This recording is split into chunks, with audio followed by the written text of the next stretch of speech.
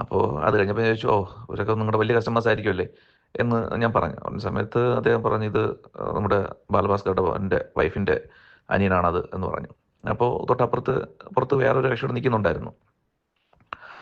നമസ്കാരം, പുതിയൊരു വീഡിയോയിലേക്ക് എല്ലാവർക്കും ഹർദ്ദമായ സ്വാഗതം. ബാലഭാസ്കറിന്റെ മരണവുമായി ബന്ധപ്പെട്ട് ഇപ്പോൾ വളരെ വൈറ്റലായിട്ടുള്ള ഒരു എവിഡൻസ് പുറത്തു വന്നിട്ടുണ്ട്. വളരെ ഞെട്ടിക്കുന്ന ഒരു എവിഡൻസ് പുറത്തു വന്നിട്ടുണ്ട്. അതായത് ഈ ബാലഭാസ്കറിന്റെ കേസന്വേഷണവുമായി ബന്ധപ്പെട്ട് ഇതൊരു വഴിത്തിരിവാവാനുള്ള ചാൻസസ് വളരെ കൂടുതലാണ്. അങ്ങനെയുള്ള ഒരു ഞെട്ടിക്കുന്ന ഒരു വോയിസ് ആണ് പുറത്തു വന്നിരിക്കുന്നത്. മറ്റെവിടെയല്ല, നമ്മുടെ സീക്രട്ട് ഏജന്റ് സായിയുടെ ചാനലിൽ വന്ന ഒരു വോയിസ് ആണ്. അതിനകത്ത് സായി കണ്ടുകൊണ്ട് ഒരാള് ഈ ബാലഭാസ്കറുമായി ബന്ധപ്പെട്ട് എനിക്ക് കുറച്ച് കാര്യങ്ങൾ പറയാനുണ്ട് എന്ന് പറഞ്ഞുകൊണ്ട് അയാൾ അതിനകത്ത് ഒരു വോയിസ് ഇടുന്നു. സത്യം പറഞ്ഞാൽ ഞെട്ടിപ്പോകുന്ന വോയിസ് ആണ്. ഇതുവരെ കേസ് എങ്ങോട്ടാണ് വെക്കൊണ്ടിരുന്നത് അതിനെയൊക്കെ തകിടം മറിക്കുന്ന അല്ലെങ്കിൽ ഒരു ടേണിംഗ് പോയിന്റ് ആകുന്ന ഒരു വോയിസ്. നമുക്കറിയാം, ഈ പറയുന്ന തമ്പി ഉൾപ്പെടെയുള്ളവർ എന്താണ് ഈ സ്വർണ്ണ കേസുമായി ബന്ധപ്പെട്ട് ഇപ്പോൾ പോലീസിന്റെ കസ്റ്റഡി അല്ല, സ്വർണ്ണ കേസുമായി ബന്ധപ്പെട്ട് പ്രതികളാണ് അല്ലെ. അപ്പൊ അങ്ങനെ ഇരിക്കുമ്പോൾ ഇവരൊക്കെ പറഞ്ഞ തമ്പി ഉൾപ്പെടെയുള്ളവർ പറഞ്ഞ എന്താണ്, ഞാൻ ഈ ബാലഭാസ്കറിന്റെ മരണത്തിന് ശേഷമാണ് ഇത് ഈ പറയുന്ന സ്വർണ്ണ കള്ളക്കടത്തുമായി ബന്ധപ്പെട്ട് ഇങ്ങനെ വർക്ക് ചെയ്ത് തുടങ്ങി, അല്ലെങ്കിൽ സ്വന്തം കള്ളക്കടത്ത് ചെയ്തത് ബാലഭാസ്കറിന്റെ മരണത്തിന് ശേഷമാണ്. അതിന് മുമ്പേ ഇങ്ങനെ ഒരു സംഭവമോ കാര്യങ്ങളോ ഒന്നുമില്ലായിരുന്നു എന്ന് പറഞ്ഞു തമ്പി. അതുമല്ല, ഈ പറയുന്ന ലക്ഷ്മിയുടെ ഇന്റർവ്യൂവിൽ ലക്ഷ്മി പറഞ്ഞിട്ടുണ്ട് എന്താണ്, നമുക്ക് ഈ സ്വർണ്ണ കടത്തുമായിട്ട് എനിക്കൊരു അറിവുമില്ല എന്നും ലക്ഷ്മി പറയും. അതൊക്കെ ലക്ഷ്മി പറഞ്ഞിട്ടുണ്ടായിരുന്നു. അതിനെയൊക്കെ തരണം എന്താണ് തകിടം മറിക്കുന്ന, അതിനെയൊക്കെ ചോദ്യത്തിന്റെ മുൾമുലയിൽ നിർത്തുന്ന ഒരു വോയിസ് ആണ് വന്നിരിക്കുന്നത്. അതായത് ബാലഭാസ്കറിന്റെ മരണത്തിന് മുമ്പേ ഇവർ ഈ പറയുന്ന സ്വർണ്ണ കള്ളക്കടത്ത് ഇവർ ചെയ്യുന്നുണ്ടായിരുന്നു എന്നുള്ളതിന് വ്യക്തമായിട്ടുള്ള തെളിവ് വന്നിട്ടുണ്ട്. അതുപോലെ തന്നെ ഇവിടെ നമ്മുടെ ഇതുവരെയ്ക്കും പിക്ചറിലില്ലാത്ത മറ്റൊരാൾ കൂടി ഈ പിക്ചറിലേക്ക് വരുന്നു. അപ്പോ ഈ ലക്ഷ്മി എന്തുകൊണ്ട് കള്ളം പറഞ്ഞു, ലക്ഷ്മി എന്തുകൊണ്ടാണ് പേടിക്കുന്നത്, ഈ ലക്ഷ്മി ഈ പറയുന്ന സത്യം പറഞ്ഞു കഴിഞ്ഞാൽ ആരൊക്കെ കുടുങ്ങുമെന്നുള്ള ഒരു സംശയങ്ങൾ. അപ്പൊ ആ കുടുങ്ങുന്നത് ഈ പറയുന്ന ലക്ഷ്മിയുടെ ഫാമിലിയിലേക്ക് കൂടി ഈ സംഭവം നീങ്ങുന്നു എന്നുള്ളതാണ് ആ വോയിസിൽ നിന്ന് നമുക്ക് മനസ്സിലാക്കാൻ സാധിക്കുന്നത്. മനസ്സിലായോ? അപ്പൊ ആദ്യം നിങ്ങൾ ആ വോയിസ് ഒന്ന് കേട്ടിട്ട് അതിനുശേഷം നമുക്ക് സംസാരിക്കാം. അടുത്ത് കുറച്ച് സ്വർണ്ണം വിൽക്കുന്നതിനായിട്ട് ചെറിയ സ്വർണ്ണക്കടയിൽ ഞാൻ പോയിട്ടുണ്ടായിരുന്നു. അപ്പോൾ ഈ 916 അല്ലാത്ത സ്വർണ്ണങ്ങൾ വലിയ ജ്വല്ലറിയിൽ കൊടുത്തു കഴിഞ്ഞാൽ വലിയ പൈസ കിട്ടില്ല. കാരണം ഈ ഇടയ്ക്ക് ഇപ്പോൾ 916 ആണ് ക്വാളിറ്റി മാർക്ക് എന്നുള്ളതായപ്പോഴത്തേക്ക് വീട്ടിലുണ്ടായിരുന്ന പഴയ സ്വർണ്ണങ്ങൾ ഞാൻ എടുത്തുകൊണ്ട് മാറ്റി വിറ്റിട്ട് വേറെ സ്വർണ്ണം വാങ്ങിക്കുന്നതായിരുന്നു എൻ്റെ രീതി. അപ്പോൾ അങ്ങനെ ഒരു സ്വർണ്ണക്കടയിൽ ഞാൻ 1-2 പ്രാവശ്യം പോയിട്ടുണ്ടായിരുന്നു. അപ്പോൾ അവരുമായിട്ട് ചെറിയ പരിചയമായിട്ടുണ്ടായിരുന്നു. അങ്ങനെ ഞാൻ ഒരിക്കൽ പോയ സമയത്താണ് ഈ സ്വർണ്ണമായിട്ട് പോയ സമയത്തായിരുന്നു അവിടെ ഞാൻ 2 പേരെ കണ്ടത്. അപ്പോൾ അവർ വലിയ ബിസിനസ്സിനെ കുറിച്ചൊക്കെ ഇങ്ങനെ സംസാരിക്കുന്നു. വളരെ ഷേഡിയായിട്ട് സംസാരിക്കുന്നു. അങ്ങ് പോയി വലിയ എമൗണ്ടൊക്കെയാണ് സംസാരിക്കുന്നത് കേട്ടത് ഞാൻ. അപ്പോൾ അത് കഴിഞ്ഞപ്പോൾ ഞാൻ ചോദിച്ചു, ഓ ഇവരൊക്കെ നിങ്ങളുടെ വലിയ കസ്റ്റമേഴ്സ് ആയിരിക്കുമല്ലേ എന്ന് ഞാൻ പറഞ്ഞു. പറഞ്ഞ സമയത്ത് അദ്ദേഹം പറഞ്ഞു, ഇത് നമ്മുടെ ബാലഭാസ്കറുടെ എൻ്റെ വൈഫിൻ്റെ അനിയനാണത് എന്ന് പറഞ്ഞു. അപ്പോൾ പുറത്ത് വേറൊരു കക്ഷിയോട് നിൽക്കുന്നുണ്ടായിരുന്നു. അപ്പോൾ അത് പറഞ്ഞങ്ങ് പോയി. പുറത്ത് വേറെ കക്ഷിയുടെ രണ്ടാമതൊരാൾ കൂടി അദ്ദേഹത്തിൻ്റെ കൂടെ ഉണ്ടായിരുന്നു. അപ്പോൾ അത് കഴിഞ്ഞ് 2-3 ഞാൻ ആക്ച്വലി ബാലഭാസ്കറിൻ്റെ ഒരു ഫാനായിരുന്നു, ഞാൻ പറഞ്ഞിരുന്നല്ലോ, അദ്ദേഹത്തിൻ്റെ ഒരു ഫാനായിരുന്നു. അപ്പോൾ അദ്ദേഹം കാതിൽ കടുക്കൻ കുത്തിയിരിക്കുന്നത് കണ്ടിട്ട് അതുപോലെ കുത്തണമെന്ന് ആഗ്രഹിച്ച് കുത്തിയ ആളാണ് ഞാൻ. അപ്പോൾ ഞാൻ പറഞ്ഞു വരുന്നത്, അത്രയ്ക്ക് അദ്ദേഹമായിട്ട് ഒരു ഇമോഷണൽ കണക്ഷൻ അദ്ദേഹമായിട്ടുണ്ട്. അപ്പോൾ അതുകൊണ്ട് തന്നെ ഈ ഒരു സംഭവം പറഞ്ഞപ്പോൾ കുറച്ചുകൂടി എനിക്ക് കണക്റ്റായി. അപ്പോൾ അതങ്ങനെ വിട്ടു. ഞാനിങ്ങനെ തിരിച്ച് ജോലിക്ക് കയറി മുന്നോട്ട് പോയിക്കൊണ്ടിരുന്നപ്പോഴത്തേക്കാണ് ഞാൻ ഈ ഒരു ഇതുപോലെ സംഭവം അറിഞ്ഞത്, വാർത്തയിൽ കേട്ടത്. അപ്പോൾ എനിക്ക് പിന്നെ എന്തുകൊണ്ട് അദ്ദേഹത്തിൻ്റെ വൈഫ് വന്ന് പറയുന്നില്ല എന്നുള്ള ചോദ്യമൊക്കെ ഒത്തിരി ഇങ്ങനെ വന്നിരുന്നല്ലോ.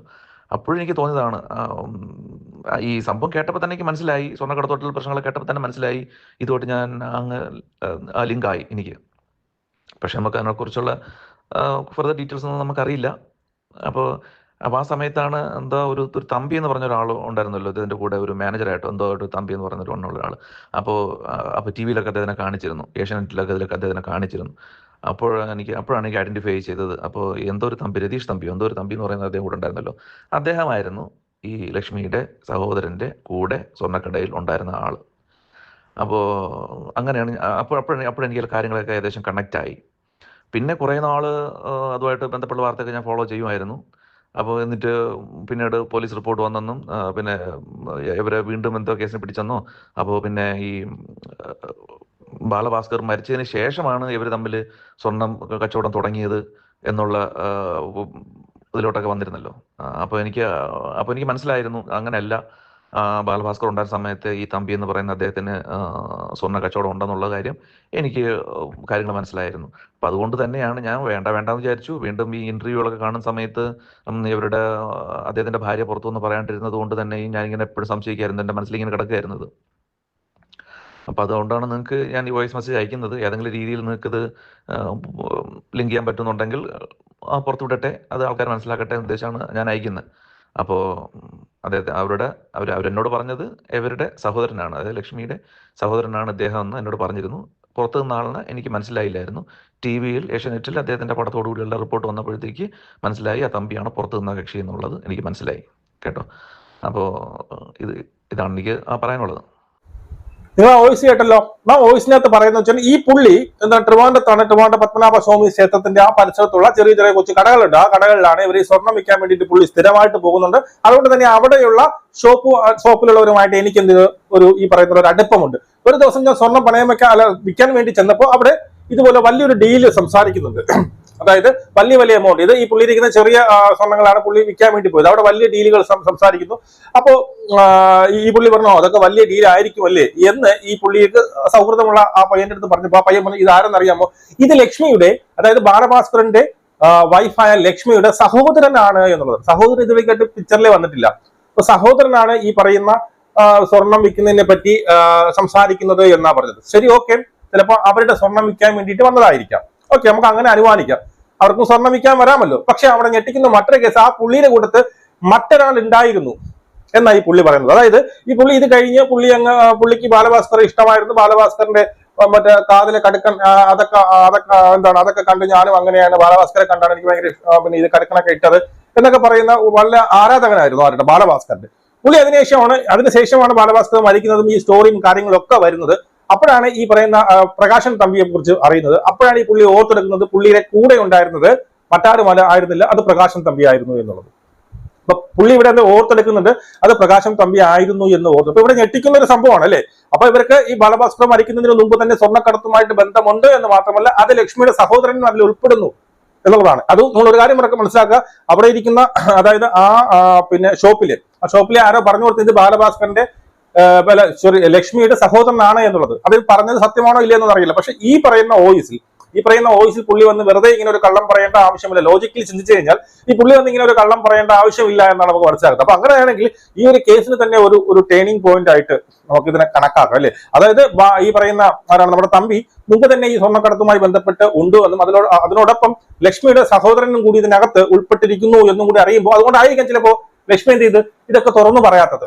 മനസ്സിലായി, തുറന്നു പറഞ്ഞു കഴിഞ്ഞാൽ തന്റെ കുടുംബം കൂടി ഇതിനകത്ത് ഇൻവോൾവ് ആവും എന്ന് പേടിച്ചിട്ടുണ്ടാവും. ഇതിനകത്ത് ഒരു കാര്യം ഞാൻ മനസ്സിലാക്കിയത്, ഇതിനകത്ത് സ്വർണ്ണക്കടത്ത് എന്ന് പറയുന്നത് വളരെ വൈറ്റലായിട്ടുള്ള സാധനമാണ്. വളരെ എല്ലാവരും ഇതിനകത്ത് ഉൾപ്പെട്ടിട്ടുള്ള ഈവൻ ബാലഭാസ്കർ ഉൾപ്പെടെ നമ്മളെ സംശയമുനയിലാണ്. ചിലപ്പോൾ ബാലഭാസ്കർ അറിയാതെ ആയിരിക്കും, ചിലപ്പോൾ ബാലഭാസ്കറിന് ഇത് അറിഞ്ഞത് കൊണ്ടാവാം ബാലഭാസ്കറിന് വകവരുത്തിയത്, ചിലപ്പോൾ ബാലഭാസ്കറും കൂടി അറിഞ്ഞുകൊണ്ടാവാം ഇത് നടത്തിയത്. ഇതിന്റെ ഇടയിൽ ഒരു സ്വർണം പൊട്ടിക്കലുണ്ട്. ഈ നടന്ന ഒരു ആക്സിഡന്റ് തന്നെ ആ ഒരു സംഭവവുമായി ബന്ധപ്പെട്ട് എന്താണ് ഈ പറഞ്ഞതുപോലെ വന്ന ഒരു ആക്സിഡന്റ് ആണ്. അതായത് മനഃപൂർവ്വം, അതായത് കരുതി കൂട്ടി ഈ ബാലഭാസ്കറിനെ കൊല്ലാൻ വേണ്ടി അതിപ്പം ഈ പറയുന്ന സ്വർണം പൊട്ടിക്കൽവരാണോ അല്ലെങ്കിൽ ബാലഭാസ്കർ അറിഞ്ഞ് പുറത്ത് പറയുമെന്നുള്ള പേടി കൊണ്ടാണോ എന്തോ ഒരു ക്രൈം ഇതിനകത്ത് വലിയ രീതിയിൽ നടന്നിട്ടുണ്ട്. അത് ഒന്ന്. രണ്ടാമത്തെ കേസ്, ഇതും ബാലഭാസ്കറിന്റെ മരണവും സ്വർണം പൊട്ടിക്കും അല്ലെങ്കിൽ സ്വർണ്ണ കള്ളക്കടത്തുമായിട്ട് 101% ബന്ധമുണ്ട്. അത് കൃത്യമായിട്ട് ലക്ഷ്മിക്ക് അറിയുകയും ചെയ്യാം. ഇപ്പൊ പറയുന്ന ലക്ഷ്മിയുടെ ഫാമിലി, അതായത് ലക്ഷ്മിയുടെ സഹോദരൻ ആരാന്ന് കൂടെ എനിക്കറിയത്തില്ല. ആ പുള്ളിയുടെ പേരൊന്നും അങ്ങനെ ഞാൻ കേട്ടിട്ടില്ല. ഈ കേസിലൊന്നും അങ്ങനെ ലക്ഷ്മിയുടെ സഹോദരന്റെ പേര് പറഞ്ഞതായിട്ട് ഞാൻ ഓർക്കുന്നില്ല. അപ്പൊ ആ പുള്ളി പിക്ചറിലേക്ക് വരണം. ആ പുള്ളി പിക്ചറിലേക്ക് വരുമ്പോൾ എന്താണ് ഇവരെല്ലാവരും പറഞ്ഞുകൊണ്ട് കുടുംബത്തോടെ എന്ത് ചെയ്യുന്നുണ്ട്, ഇത് തന്നെയാണ് പരിപാടി എന്നുള്ള രീതിയിലാണ്. അപ്പം ഇത്രയും സ്വർണ്ണങ്ങൾ കള്ളക്കടത്തിയത് പലയിടത്തായിട്ട് മറച്ചു വിൽക്കുകയും ഒക്കെ ചെയ്യുമ്പോൾ സ്വാഭാവികമായിട്ടും ശത്രുക്കൾ ഉണ്ടാവും. സ്വാഭാവികമായിട്ടും ഈ പറയുന്ന സ്വർണം പൊട്ടിക്കൽ ഗ്യാങ്ങുകൾ ഇവരെ ടാർഗറ്റ് ചെയ്യാം, ഇവരെ നോട്ട് ചെയ്യാം, ഇവരെ മാർക്ക് ചെയ്യാം, ഇവർക്ക് സ്കെച്ച് ഇടാം, ഇവർ എവിടെയൊക്കെ പോകുന്നു, ഏത് രീതിയിലൊക്കെ പോകുന്നു, എവിടെ വെച്ച് നമുക്ക് സ്വർണം പൊട്ടിക്കാൻ പറ്റും എന്നുള്ള രീതിയിൽ അവരും സ്കെച്ച് ഇട്ടിട്ടുണ്ടാവും. ആ സമയത്ത് അങ്ങനെ ഉണ്ടായതായിരിക്കാം. ഇപ്പം ഇന്നലെ തന്നെ എനിക്ക് ഈ ഇടയ്ക്ക് എന്റെ മൊബൈലിൽ ഒരു മെസ്സേജ് വന്നിട്ടുണ്ട്. അതായത് ആ മെസ്സേജ് പുള്ളി ഒരു കഥ പോലെ പറയുന്നുണ്ട്. അത് ഒരു കഥ പോലെ തോന്നുന്നെങ്കിലും അത് ചിലതിലൊക്കെ യോജിക്കുന്നു. അതായത് ഈ വന്ന കാറ് വന്ന് ഇടിച്ചില്ലേ, ഈ കാറ് വന്ന് ഇടിച്ച സമയത്ത് ഈ ബാലഭാസ്കറിനെ ഏതാണ്ട് പിന്നെ കൊന്നതിന് ശേഷമാണ് കാറിനകത്ത് കയറ്റിയിരുന്നു. ബാലഭാസ്കറിന് തൊട്ട് മുമ്പ് ജ്യൂസിൽ വിഷം കൊടുത്തുവെന്നും ഈ കാറിനകത്ത് കയറ്റിയിട്ട് കാർ ആദ്യം കൊണ്ട് ഇടിക്കുന്നത് ഈ പറയുന്ന അർജുൻ അല്ല മറ്റാരോ ആണ് കാർ ആദ്യം കൊണ്ടിടിക്കുകയും പിന്നീട് ബാക്കിൽ വന്ന എന്ത് ചെയ്തു, അർജുനെ കാറിനകത്ത് കയറ്റിയിട്ട് അർജുൻ വീണ്ടും ബാക്കിലോട്ട് എടുത്ത് വീണ്ടും എന്ത് ചെയ്യുന്നു, മരത്തിൽ കൊണ്ടിടിക്കുന്നു. ആദ്യം ഇടിച്ച ആള് അവര് രക്ഷപ്പെടുത്തിക്കൊണ്ട് പോകുന്നു എന്ന് പറയുന്ന ഒരു കഥകൾ അതിനകത്തുണ്ട്. അല്ല ചിലയിടത്തൊക്കെ നമുക്ക് ലിങ്ക് ആവും, ചിലയിടത്തൊക്കെ നമുക്ക് ലിങ്ക് ആവാതെ പോകുന്നുണ്ട്. അങ്ങനെ ഒരു മെസ്സേജ് എനിക്ക് വന്നിട്ടുണ്ടായിരുന്നു. അപ്പൊ എന്തൊക്കെയായാലും ഇതിന്റെ ദുരൂഹത ഈ പറയുന്ന CBI ആയിക്കോട്ടെ ആർക്കോട്ടെ ഇതിനെ കുറിച്ചൊക്കെ നിങ്ങൾ അന്വേഷിക്കുക. ഇതിപ്പോ ബാലഭാസ്കർ കുറ്റക്കാരനാണെങ്കിൽ കുറ്റക്കാരനെന്ന് വരട്ടെന്നേ, അവന്റെ തെളിവ് വരട്ടെന്നേ. എന്തിനാ ഈ ഇങ്ങനെ നിങ്ങൾ പേടിച്ചിരിക്കുന്നത്? മനസ്സിലായോ? പറഞ്ഞ ആരാണ് ഇത് ചെയ്തത്? ഇതിനകത്ത് ബാലഭാസ്കർ ഇനിയിപ്പം സ്വർണ്ണക്കടത്തുമായി ഇൻവോൾവ് ആണോ ഇല്ല, ആയിരിക്കാം ഇല്ലാതിരിക്കാം. അത് നമുക്ക് ഇനി കേസ് പിന്നീട് കൃത്യമായിട്ട് വന്നാലേ അതിന്റെ നമുക്ക് അറിയാൻ പറ്റത്തുള്ളൂ. പക്ഷെ ഇതിനകത്ത് ക്രൈം നടന്നിട്ടുണ്ട്. ബാലഭാസ്കറിന്റെ മരണവുമായി ബന്ധപ്പെട്ട് ബാലഭാസ്കർ മരിക്കാനിടയായതിന്റെ ഇടയിൽ ഒരു ക്രൈം നടന്നിട്ടുണ്ട്. അത് ഈ പറയുന്ന ഇവരെ കൂടെ നിന്നവർ ഡബിൾ ഗെയിം കളിച്ചതാണോ, കൂടെ നിന്നവർ ചതിച്ചതാണോ, അല്ലെങ്കിൽ ഈ പറയുന്ന ഇവൻ അറിയാവുന്ന കാര്യങ്ങൾ പുറത്തു പറയും എന്ന് പേടിച്ച് കൊന്നതാണോ, അതോ ഇതിന്റെ ഇടയിൽ ഏതെങ്കിലും സ്വർണ്ണ പൊട്ടിക്കൽ ആൾക്കാർ വന്ന് ഇവനെ വഴിയിൽ വെച്ചിട്ട് തീർത്തതാണോ എന്നുള്ളത്. അപ്പൊ ഇപ്പൊ നമ്മൾ പലതും പറയുമ്പോൾ പലതും കേൾക്കുമ്പോൾ ഈ സോബി പറയുന്ന കാര്യവുമായിട്ട് ഒരുപാട് കണക്ട് ചെയ്യുന്ന സംഭവങ്ങളുണ്ട് അല്ലേ. ഈ പറയുന്ന ലക്ഷ്മി അവിടെ അന്ന് ഈ ബാലഭാസ്കറിനെ പുറത്ത് നിർത്തി ബാലഭാസ്കറിനെ മർദ്ദിക്കുമ്പോൾ ഒരു സ്ത്രീ ആണോ പെണ്ണാണോ അറിയത്തില്ല, ഇങ്ങനെ കുനിഞ്ഞിരിക്കുകയായിരുന്നു എന്ന് പറയുന്നുണ്ട്. ലക്ഷ്മി ഇനി ബോധമില്ലാതെ കുനിഞ്ഞിരിക്കുകയാണോ അറിയത്തില്ല. അപ്പൊ എന്തായാലും ഇതിന്റെ ചുരുൾ അഴിയണം എന്ന് തന്നെയാണ് ഞാൻ ആഗ്രഹിക്കുന്നത്. എന്തൊക്കെ വന്നാലും ദൈവത്തിന്റെ ഒരു കൈ ഇതിലുണ്ട്. അതുകൊണ്ടാണ് ഓരോ തെളിവുകളായിട്ട് ഇങ്ങനെ പുറത്തു കൊണ്ടുവന്നിരിക്കുന്നത്. ഈ കേസ് തെളിയുമെന്ന് തന്നെ ഞാൻ വിശ്വസിക്കുന്നു. നിങ്ങളുടെ അഭിപ്രായങ്ങൾ കമന്റായി രേഖപ്പെടുത്തും. നമുക്ക് വേണ്ടി കാണാം. ജയ് ഹിന്ദ്.